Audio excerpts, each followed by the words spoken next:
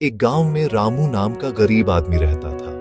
वह रोज मेहनत मजदूरी करके अपने परिवार का पेट भरता था। उसके पास पहनने के लिए साधारण कपड़े थे और रहने के लिए छोटी सी झोपड़ी थी, लेकिन वह हमेशा खुश रहता था। उसी गांव में विक्रम नाम का एक बहुत अमीर आदमी भी रहता था। उसके पास बड़ा घर, कई नौकर और बहुत पैसा था, फिर भी वह हमेशा परेशान और चिड़चिड़ा रहता था। एक दिन विक्रम गांव घूमते घूमते रामू की झोपड़ी के पास पहुंचा। उसने देखा कि रामू अपने परिवार के साथ बैठकर हंस हंस कर खाना खा रहा है।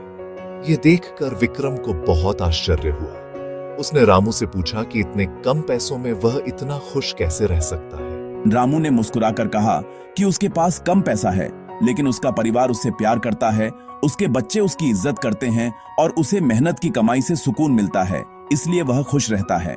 कुछ महीनों बाद विक्रम का व्यापार अचानक घाटे में चला गया और उसका बहुत पैसा डूब गया। उसके कई नौकर और दोस्त उसे छोड़कर चले गए। विक्रम बहुत दुखी और अकेला हो गया। उसे समझ नहीं आ रहा था कि अब क्या करे।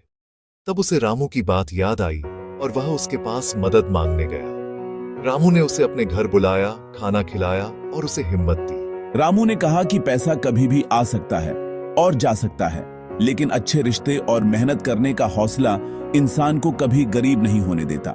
रामू की बात सुनकर विक्रम को अपनी गलती का एहसास हुआ। उसने समझ लिया कि असली अमीरी पैसे से नहीं, बल्कि प्यार, रिश्तों और खुश रहने की सोच से होती है। उसके बाद विक्रम ने अपने जीवन को बदलने का फैसला किया और लोगों से अच्छे रिश्ते बनाने लगा। धीरे धीरे वह फिर से खुश रहने लगा।